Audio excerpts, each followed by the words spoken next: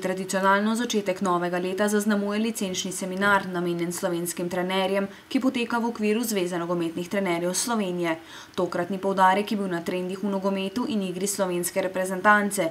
Drugi dan seminarja pa je minil v znamenju celotnega pogleda in analiz svetovnega prvenstva z vidika FIFA. Mislim, da je bil izredno kvaliteten, eden najkvalitetnejših zadnjih let.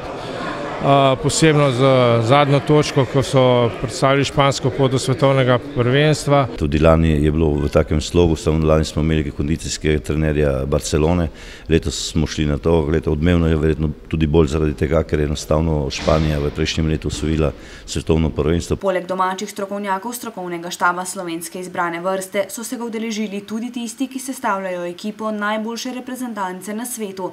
Kakšen pa je bil odziv trenerjev oziroma ali lahko tudi oni dosežejo nivo svetovno znanih zelenic? Polagamo za res kvalitetnim trenerskim strokovnim kadrom, ki se bo verjetno še v naslednjih letih dokazal na delu na igrišču. 192 trenerjev, med njimi tudi tisti, ki so trenutno brez pogodb, so seminarja zagotovo potegnili veliko napotkov, s katerimi bodo lahko svoje znanje še uspešneje prenašali na nogometaše. Kaj pa je bistvo takšnega vsakoletnega izobraževanja, če izvzamemo sodelovanje zaradi podelitve pro-licenc? Vsi ti napotki, ki so bili dani in vsa ta predavanja so bile usmerjena v to, da se pravzaprav trenerji začnejo razmišljati o teh trendih, o posodobitvah nogometnih treningov in o razvoju igralcev. Impresioniralo, kako je iskreno pomočnik Delvoskeja povedal, sodelovanje z klubi, pobiranje informacij od klubov, od igralcev, ki so iz določenih klubov prišli v selekcijo, torej v prvo selekcijo španske reprezentance. Selektor Kek je ob številnih analizah primerjal igro na domačih zelenicah s tisto, ki jo ponovadi spremljamo preko televizijskih sprejemnikov. In kako dober nogomet igramo v Sloveniji? Nekaj tekem v jesenskem delu, pa bodite prepričani, da tudi jaz ogromno tekem gledam.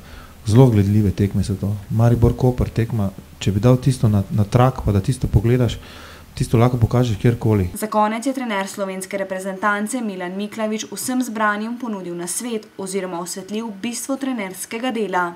Poljevanje, analiziranje je najvažnejša stvar.